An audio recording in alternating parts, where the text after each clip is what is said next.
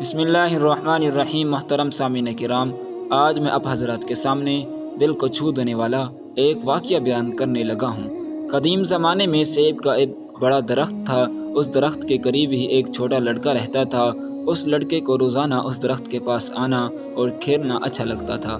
وہ اس درخت کے اوپر چڑھ جاتا اور اس کے پھل توڑ توڑ کر کھاتا اور پھر اس کے سائے میں سو جاتا۔ وہ لڑکا اس درخت کو بہت چاہتا تھا اور اسی طرح اس درخت کو بھی اس لڑکے کے ساتھ کھیلنا اچھا لگتا تھا۔ وقت گزرتا رہا اور لڑکا بڑا ہو گیا۔ اب وہ پہلے کی طرح روزانہ اس درخت کے پاس کھیلنے نہیں آتا تھا۔ ایک روز وہ نوجوان درخت کے پاس آیا۔ وہ مایوس لگ رہا تھا۔ درخت نے اس سے کہا، آؤ میرے ساتھ کھیلو۔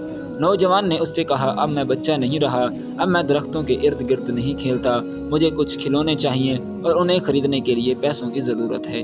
درخت نے کہا، مجھے افسوس ہے، میرے پاس پیسے تو نہیں ہیں، لیکن میرے اوپر جو سیب لگے ہوئے ہیں تم انہیں توڑ کر بیچ سکتے ہو، اس کے بعد تمہارے پاس پیسہ آ جائے گا۔ نوجوان بہت خوش ہوا اور اس نے درخت کے سبھی سیب توڑے اور خوشی خوشی چلا گیا۔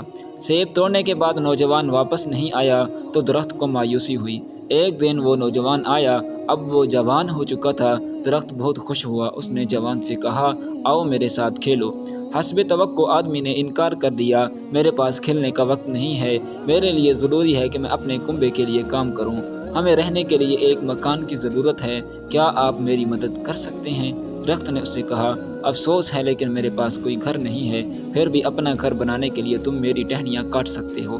اس آدمی نے درخت کی ساری ٹہنیاں کاٹ لیں اور خوشی خوشی چلا گیا۔ اسے خوشی دیکھ کر درخت خوش تھا، لیکن اس وقت کے بعد آدمی اس کے پاس واپس نہیں آ لوٹا تو درخت کو پھر سے تنہائی اور مایوسی کا احساس ہونے لگا۔ ایک دن پھر جب دھوپ نکلی ہوئی تھی اور گرمی کافی زیادہ تھی، وہ شخص آیا۔ اسے دیکھ کر درخت خوش ہو گیا اور حسب عادت اس سے کہا کہ آؤ میرے ساتھ کھیلو۔ آدمی نے کہا، میں بڑا ہو گیا ہوں اور چاہتا ہوں کہ سمندر میں سفر کروں تاکہ خوشحال ہو جاؤں، کیا آپ مجھے ایک کشتی دے سکتے ہیں؟ درخت نے کہا کہ میرے تنے سے اپنی کشتی بنا لو، اس سے تم دور تک سفر کر لو گے اور خوشحال ہو جاؤ گے۔ آدمی نے کشتی بنانے کے لیے درخت کاٹا اور سمندری سفر کے لیے نکل پڑا اور کافی زمانے تک نہیں لوٹا۔ سالوں بعد وہ شخص پھر آیا۔ درخت نے اس سے کہا کہ اے میرے بیٹے، مجھے افسوس ہے لیکن میرے پاس اب کچھ بھی نہیں بچا ہے جو میں تمہیں دے سکوں، تمہارے لیے ایک سیب بھی نہیں بچا ہے۔ اس آدمی نے کہا، کوئی بات نہیں، میرے پاس اسے کھانے کے لیے اب دانت ہی نہیں ہیں۔ درخت نے کہا، میرا تنا بھی نہیں بچا کہ تم اس پر چڑھ سکو۔ اس شخص نے کہا کہ اس پر چڑھنے کی اب میری عمر نہیں رہی۔ درخت نے روتے ہوئے کہا، حقیقت میں اب میں تمہیں کچھ نہیں دے سکتا، آخری چیز جو میرے پاس ہے وہ میری جڑیں ہیں۔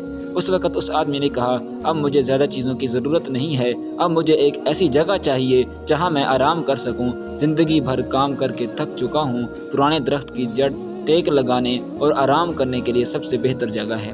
جب درخت نے اس سے کہا کہ آؤ میرے پاس بیٹھو اور آرام کرو، آدمی بیٹھ گیا۔ درخت خوش تھا اور اس کی آنکھوں سے آنسو جاری تھے۔ قارئین کرام، کیا آپ جانتے ہیں کہ یہ بچہ اور درخت کون تھے؟ وہ بچہ آپ خود ہیں اور سیب کا وہ درخت آپ کے والدین ہیں۔ درخت جو ہے وہ والدین کی طرح ہے۔ جب ہم بچے ہوتے ہیں تو ہمیں ان کے ساتھ کھیلنا اچھا لگتا ہے، اور جب ہم بڑے ہو جاتے ہیں تو ہم انہیں چھوڑ کر چلے جاتے ہیں اور اسی وقت واپس آتے ہیں جب ہمیں ان سے کوئی ضرورت ہوتی ہے۔ اور کچھ بھی ہو جائے، والدین کبھی بھی اپنی قیمتی سے قیمتی چیز اپنے بچوں کو دینے میں تردد نہیں کرتے، جو ان کی آنکھوں میں بچے ہی رہتے ہیں۔ سبحان اللہ۔